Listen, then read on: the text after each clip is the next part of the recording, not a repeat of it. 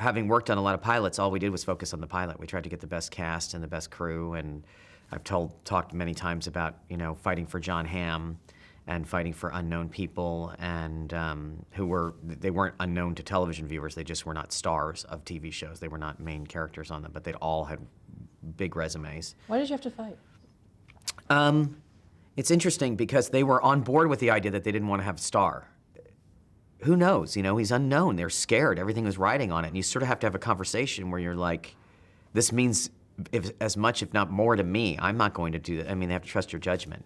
I fought for him.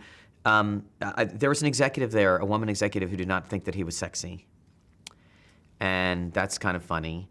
And the other thing is that, to their credit, I mean, he's an unknown. What would you know? And he didn't audition as well as he ended up being. But he certainly had all the qualities. He's totally understood the script. He had he had a little bit of, I've never said this before, and I don't like to be critical of him in any way, but I didn't understand part of what they were worried about is that he had a little bit of the leading man disease from being on television. He had a little bit of a handsome, sort of gravelly kind of intensity that was not altogether authentic in certain scenes.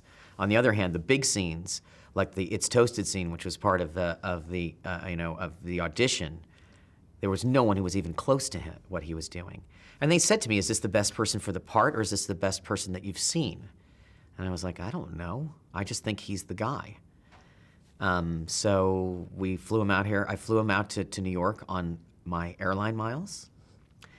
And he went for a drink with the female executive in question who wasn't crazy about him. I did not go. It was her and Scott Hornbacher, the producer, I think, and there were no other women there. And she spoke to him, and he was very I talked to him the night before. I'm like, you know, this is one of those big moments in your life. Just know that, like, I'm not going to back away from this. And if they don't do it, then someone else is going to end up doing the show because I can't lose this battle in particular. And I think he was, at the time anyway, kind of, you know, he's always expressed gratitude to me for it. I mean, he knows it. But at this point, who's to say, you know, I don't know, the show would have been a success without him. I always accept his gratitude because I did go on the line for him. But obviously, we created the character together at this point. And how close was he to what you had envisioned when you were writing that script? You know, your imagination is different than real people. And I don't always write with a human being in mind. It sort of becomes this kind of psychic entity. And I knew he had dark hair, but I would have cast a blonde person if they'd had the qualities.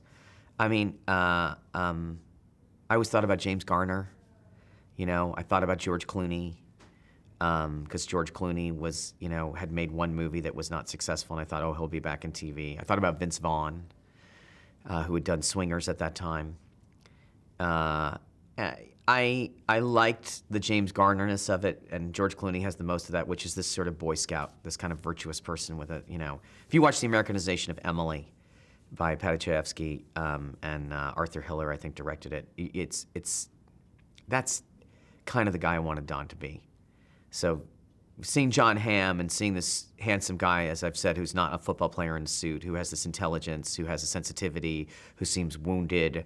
And also, I told you, I think I said my litmus test, which was when I would look at the actors, I would say, like, at the end of the pilot, you're going to find out he's married. So does this person have the qualities that I will not hate them? And I don't mean like on the likability scale. I mean, am I going to think he's ungrateful and arrogant and slick and glib? Or am I going to realize that he has a problem that's more complicated that the audience can deal with? And Jon had that.